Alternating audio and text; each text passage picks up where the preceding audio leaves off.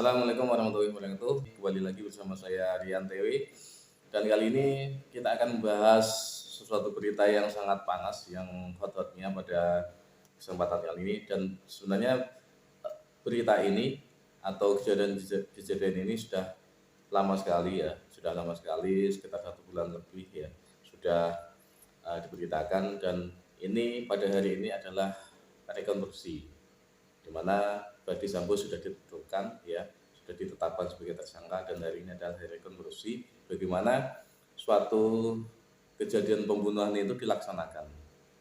Karena pembunuhan ini adalah salah satu pembunuhan berencana. Jadi dan bagaimana yang terjadi selanjutnya, kita akan bahas tentang salah satu berita yang membahas bahwa sekilas tentang rekonstruksi yang ada. Jadi di sini diberitakan bahwa pakar hukum pidana ya menilai rekonstruksi itu sudah tidak logis ya, tidak logis. Karena apa? Karena tidak menampilkan ya.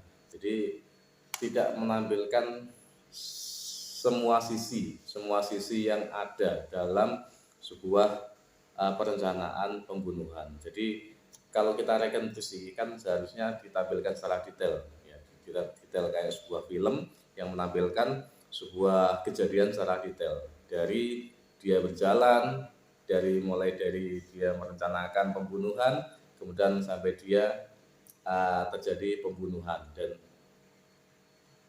Dan yang penting lagi juga bagaimana kejadian-kejadian setelah pembunuhan itu kan seharusnya penting. Tapi di sini dari pakar pidana ya, pakar hukum pidana menilai ini tidak logis karena memang tidak ya. Jadi di sini diberitakan bahwa dari Jakarta Kompas TV, pakar hukum pidana Universitas Al Azhar Suparji Ahmad menilai rekonstruksi pembunuhan Brigadir Joshua Huta Barat digelar tim khusus dinilai tidak logis. Beliau menyatakan bahwa pasalnya dalam rekonstruksi tidak ada adegan yang memperagakan bagaimana pelecehan itu dilakukan oleh Brigadir J. Jadi memang kasus ini memang sangat sangat pelik sekali ya. Jadi kesaksian, saksi ataupun keterangan-keterangan itu sangat berbeda sekali. Kalau dulu Putri Candrawati itu mengatakan bahwa dia mengalami pelecehan seksual yang dilakukan oleh Brigadir J. Dan sampai sini berlanjut yang akhirnya ketahuan juga bahwa Putri Candrawati itu melakukan pembohongan. Jadi tidak benar beritanya bahwa dia dilecehkan oleh Putri Candrawati. Dan ini berkembang lagi bahwa sekarang yang namanya sopirnya siapa? Namanya Kuat Ma'ruf ya, itu diberitakan juga bahwa di situ Kuat Ma'ruf itu menjadi peran yang sangat penting di situ, karena di dalam rekonstruksi itu Kuat Ma'ruf ya itu melakukan sebuah adegan di mana terjadi hubungan ya, dalam arti terungkap bahwa Kuat Ma'ruf itu melakukan hubungan seksual dengan Putri Candrawati, itu sudah diungkapkan. Jadi berkembang seperti itu, akhirnya kejadian seperti itu.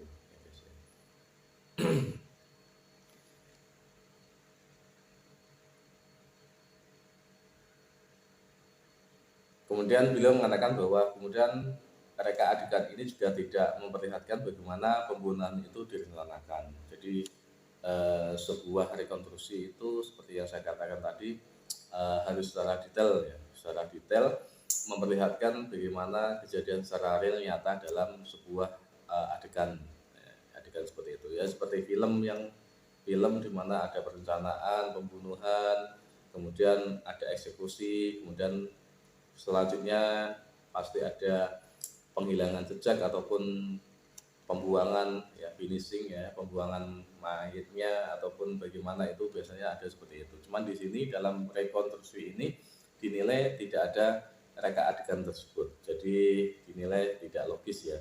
Jadi rekonstruksi pada satu sisi kita apresiasi ya, tetapi pada sisi yang lain tidak sesuai dengan ekspektasi publik. karena tidak mendapatkan imajinasi publik. Jadi sangat berkembang ya di publik ya, itu imajinasinya sangat liar berdasarkan berita-berita keterangan yang ada. Akhirnya publik itu mempunyai asumsi sendiri ya, mempunyai asumsi sendiri yang bercampur baur antara keterangan satu dengan keterangan yang lain, yang akhirnya membuat publik bingung. Jadi dalam reka adegan ini juga tidak menampilkan sebuah fakta yang sebenarnya dalam sebuah kejadian itu ya, seperti itu. Atas dasar itu Suparji Ahmad menilai rekonstruksi yang digelar dengan menampilkan 5 tersangka justru menimbulkan sebuah produk narasi baru. Jadi menampilkan narasi baru yang tidak sesuai dengan keterangan-keterangan sebelumnya dan menjadi perbincangan di kalangan publik, karena rekonstruksinya digelar tidak menjawab harapan publik soal perkara pembunuhan berencana ini. Jadi tidak jelas ya, intinya tidak jelas rekonstruksi ini.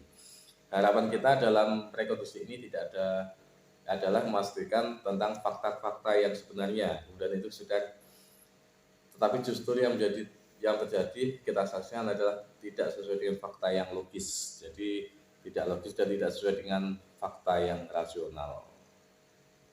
Karena tadi itu katanya pelecehan seksual tapi tidak ada adegan-adegan. Jadi karena ada katanya pelecehan seksual tapi tidak ada adegan, di mana di situ ada salah satu bentuk adegan yang membuat di situ menuju sebuah pelecehan seksual. Itu tidak. Jadi intinya menurut pakar pidana ini rekonstruksi ulang ini tidak terperinci, tidak detail, ataupun tidak menampilkan sebuah kejadian yang sebenarnya dari sebuah kejadian yang ada sebelumnya. Jadi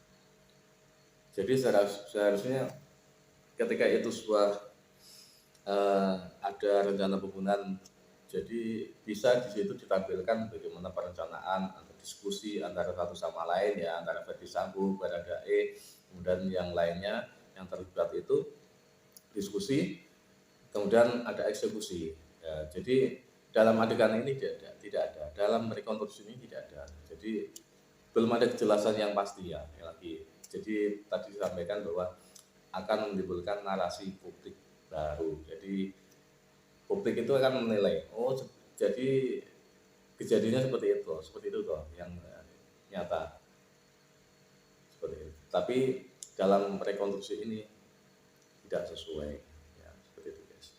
Jadi intinya apakah nanti akan ada rekonstruksi ulang, kita nantikan saja berita selanjutnya. Oke, demikian dari saya. Semoga bermanfaat. Terima kasih sudah menonton dari awal sampai akhir. Assalamualaikum warahmatullahi wabarakatuh.